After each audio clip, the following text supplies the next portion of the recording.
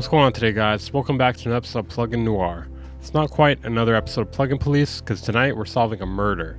I'm your host, Massive Fader. It's something that's happened between a plugin, a developer, and a coder, it seems like. The plugin is named Cyberfader, and the developer is named 2B Truman. So this was a fader plugin you could buy over a year ago now, at least.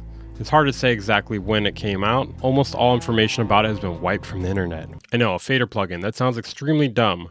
Well, this one has a few use cases. It can automatically fade with the press of a button. You can also link up different effects to it to fade along with the volume. Definitely seems like something that could be useful in a live scenario, or if you ever wanted to quickly automate a bunch of parameters at once, but you don't want to use actual automation. And this will add up over time with a variety of instruments. It's not something I would use personally, but I could see why people may want to use this. So I found out about this plugin first of all from a White Sea Studio video. Shout out to him. I'm going to be referencing it throughout this video. So White Sea Studio did an interview with someone claiming that it no longer functioned. Every time he opened it, it just said error all over it. At first he thought it may be a DAW compatibility error. So he tried several different DAWs, all with the same issue. Tried to reinstall it from the website, but he found that something was strange. There was no download for him anymore. So he attempted to click on the plugin's error sign, and it opened to a website named Dystopia Plugins. Now, this Dystopia Plugins website is basically completely blank. It has pages, but zero information on it, for the most part. The 2B Truman website also had any mention of the plugin completely wiped from their website. It looks like it's pretty hard to find information about this on Google anymore as well, too. In this interview, the user stated the suspicion that the plugin needed the contact with the server in order to work. And since that connection with the server is broken, it no longer works. The rest of the video is a rant about iLock and similar situations with Pro Tools, as well as a valuable rant from White Sea Studios talking about how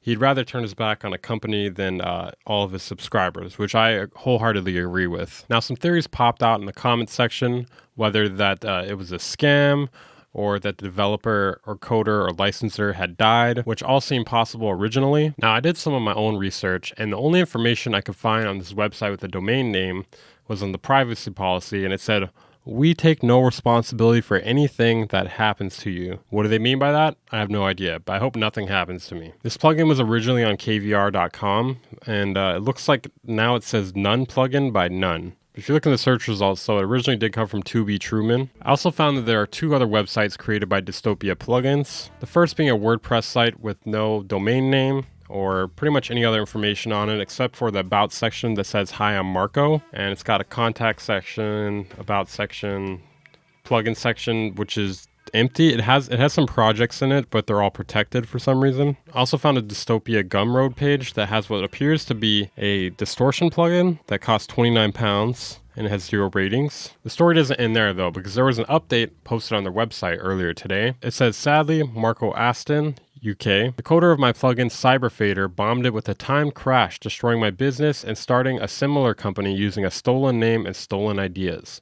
A lawsuit has been filed against him. I've ordered him to send a working version to the customers, but he refuses. If your Cyberfader plugin doesn't work, please email me at info.2btruman.com and I will refund you." Now, there's a few possibilities for what this means here. Either this is the truth here, or someone's trying to pin it on Marco Aston. I would say this is most likely the truth though, for several reasons. One, he's offering refunds at this email if you email him about it. And two, if you look up the information for this name here that was provided, it leads you to Dystopia. It does seem like it's the same person. So it is looking like he allegedly is the culprit here. So there's another update to this story right before I decided to post the video. On the Dystopia webpage, it says, "If you found this page through Cyberfader, 2B Truman has sadly canceled the project and made it unavailable. If you can prove you bought the original, I will continue to send you updates. Contact me below." One guy said the other bombed it with a time crash. The other said he canceled the project. This is getting fucking confusing. So where does this leave us now? Who's at fault?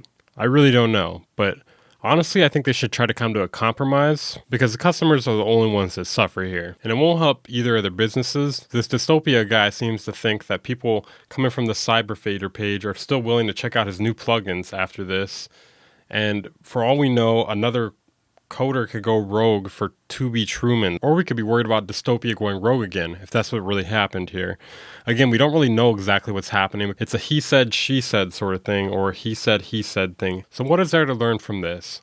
One thing is for certain, Plugins that require you to be online in order to use them are not good. They're very susceptible to this sort of thing, even if that's not what caused it here. But also personally, this makes me a bit more weary about buying plugins from extremely small developers like this, at least when it's like a 1 or 2 person team. Not that this couldn't happen with a larger company, but I feel like they have checks and balances that prevent this sort of thing from happening. What do you guys think of this mess down in the comments? Let me know. I stumbled upon this story earlier today and I thought it was incredibly bizarre, and I thought it'd be interesting to tell it, well, from a news perspective and also as a cautionary tale. It's funny that the plugin industry is having so many parallels with the gaming industry. Anyways, that's it for my investigation today, guys. I'm your host, Weaver Beats, massive hater. Consider joining my Discord to join the conversation with my community. I'll see you guys in the next video.